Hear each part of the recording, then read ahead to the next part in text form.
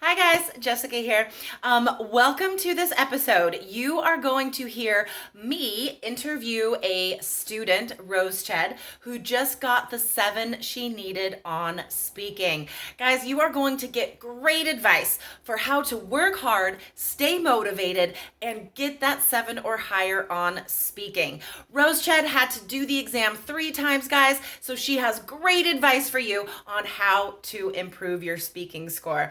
All right, guys, remember, if you are wondering if you would already get that 7 that you need, you can find out for free. Go to allearsenglish.com/IELTS quiz to take a very short quiz and get your estimated IELTS band score and free resources.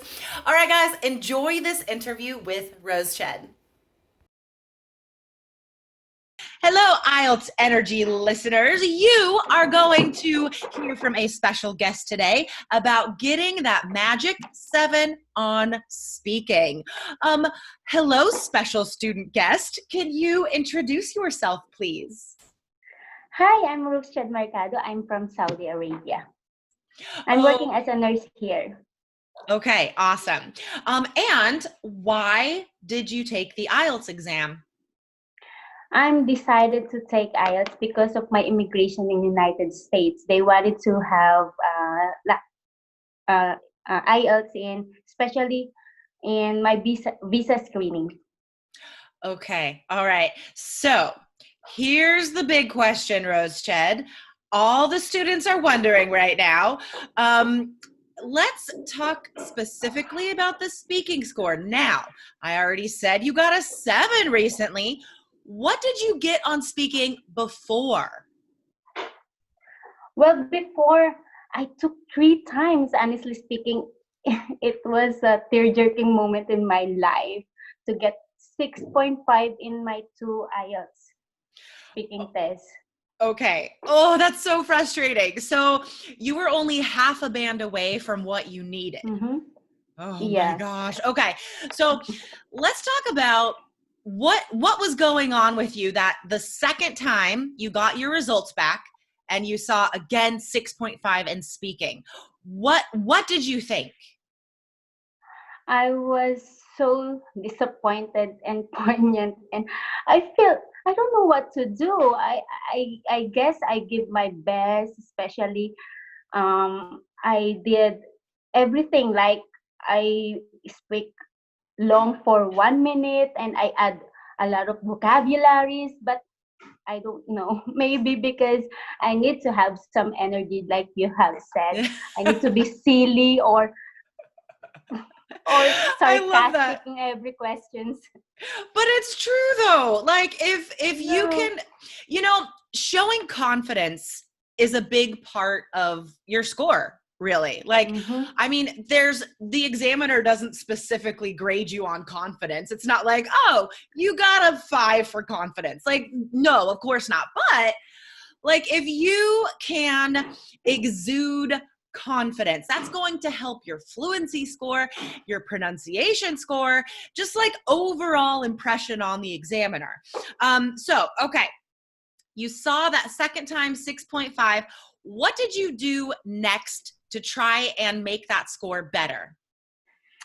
Well, I practice a lot. Really, I really practice a lot. I record myself and I listen to my recording, and you know what, honestly speaking, I listened to your to the 3 Kiss program for 4 times. So to be able Oh to my gosh. be confident, yeah, as well as it is super easy to be confident in the front of the examiner. It is you will give everything you want.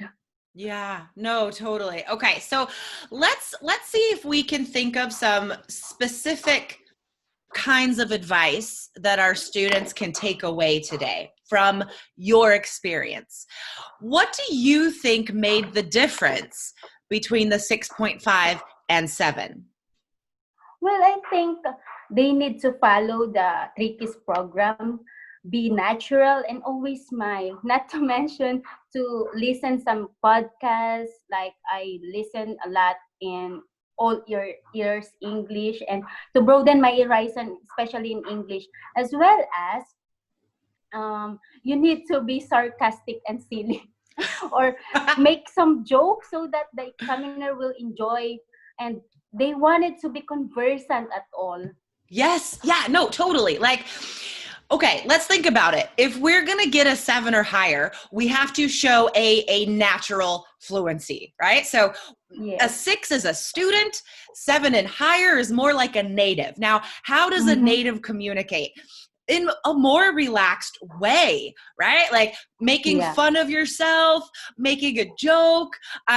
Yes. You think back to your speaking test that you got a 7. What kind of jokes did you make, or like what were you able to laugh about? Can you remember? Yes, before we started the speaking, and I asked my examiner to, if I need to remove my mask to be able to have an oxygen and to have an energy. And Yeah. you will see my smiling face because I use my red lipstick and she smiled a lot. and then and then I just enjoyed the speaking test. All the time I smiled, and then if I feel sad, I I will show her that I feel sad. If I feel Yes. No, happy, I will show her that I am elated. yes, exactly. No, that's okay. This is a really good piece of advice. Like, yeah, we're going to smile and laugh, but that's not going to be appropriate for every single Mm. answer, right? So if you Yes. are speaking about something serious, about something sad, Mm-hmm. just like Mm-hmm. Roseched said, you guys, you have to show that. Like that would be really inappropriate if, like, in speaking part 3, you're talking about like children's education not being good enough, right? Like that's not a happy subject. Like you shouldn't be Yes. laughing during that answer, right? So Oh, that yeah. is such good advice though. Guys, listeners, you have to vary the way that you are communicating. Totally. So were you able to take your mask off on the exam? Did the examiner let you? Yes, because Okay. my speaking is through Zoom like this. So it Right. is safe for the examiner to and for me to remove my mask. Okay. I Maybe think they are afraid in Corona. We are facing okay, that's pandemic awesome. now. Yeah, if it's on Zoom, then yeah, for sure, you could take your mask off. Okay, so let's think about vocabulary. Now, do you have any advice for students on improving their vocabulary to hit that 7 or higher? Because guys, the examiner will give you a 7 or higher if you show interesting vocabulary. Like that is the key description. That is on the rubric that the examiner looks at. Interesting idiomatic Voc- language. So, Mhm. Roseched, how did you actively improve your vocabulary? Frankly speaking, English is my Waterloo. That's not my cup of tea. So I use vocabulary like every day. I use it, the academic vocabulary every day. Even I'm talking to to my doctor.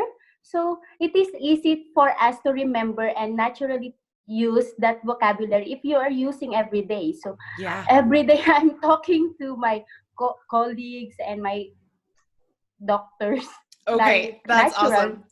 No, that's fantastic. I mean, that's what we tell students to do, right? Like, you're not going to magically use this vocab on test day if you've never used it before. I mean, like, Yes. that's impossible. Um, but a lot of people, even if they do have an opportunity to speak English to someone else, they're like embarrassed to try new Yes. vocabulary. So like, what is your advice for those people? I mean, like, how did you have the confidence to like take the risk and try out these new phrases with other people? Well, I reckon they need to be natural to use it and always use it every day so that they are familiar in the pronunciation as well. Because Mhm. if you know the words but you are not able to produce the perfect pronunciation, it may be lessen your scores to that speaking. So For I sure. guess they need also to read a lot of news, like, or news in internet like CCN or every current news around the world. Yeah, no, totally. So, yeah, exactly. Guys, here's like clear cut, right? First step, you have to acquire the vocabulary. You have to have that input. So, reading the news, listening to the All Ears English podcast, as well as this podcast. So, getting the vocabulary. And then step two, use it. And guys, like if you don't have anybody to speak to in English, that's okay. Talk to yourself. You have to, however, make yourself use the vocabulary out loud. So the next question that we often get from students is like, what if I'm asked about something I don't know about? And our answer is like, well, that's not an option. Like you have to have ideas for a lot of different topics. So Roseched, how did you like gather enough information and ideas to where you could really talk about anything? Well, in my part three, especially that is the toughest speaking part, the part three. Well, Yeah. when she asked me about I don't know, I said it like this. Honestly speaking, that's a tough question. Let me think about it. That Yes. that is a buying time, so you can think some idea that you can express to the examiner. So she smiles a lot when I'm buying time, but I use it twice only because maybe they are thinking that, oh, she's always buying time. So I think Yeah. that is the best uh, advice to the examinee. The examinee, yes, the Mm. examinee or the candidate, exactly. And I would agree with you 100%. Like you don't want to buy time more than twice. Like you don't want to appear like you cannot talk about so many things, right? But a couple times, once or twice, is totally natural. Like you said, speaking part three, that is the hardest, guys. Like some of these questions are so weird that nobody talks about them in real life, not even native speakers. So even if a native speaker were trying to answer these questions, he or she would say the same exact thing. Like, okay, so honestly, this is a really weird question. I have never given this any thought before. So like, just like Roseched said, buy some time, use natural vocabulary, just like a native. And that's communication, that's fluency. And then say anything, like say whatever comes to mind. Okay, that's awesome. Um, yes, that's right. Roseched, so um, can you think of one or two things specifically from the study plan in Three Keys IELTS or the lessons in Three Keys IELTS that you feel really pushed your speaking to improve? Well, in my trickiest program, I always be specific, especially in information. You said that as I mentioned a while ago, you need to be specific, and the trick is super simple. You can follow the program or the course all the way through, as well as it it's okay to be silly. So Yeah. maybe you need to be natural. It is super simple and it's so super specific. Yes, that is the number one way to improve your speaking score, guys. Be specific. Okay, I've been teaching IELTS forever, right? And I seriously, I would say that is like the most common piece of advice that I tell students is like, you need more examples, you need more details in part one, part two, part three, like every single part. Yeah, totally. Okay, that's awesome.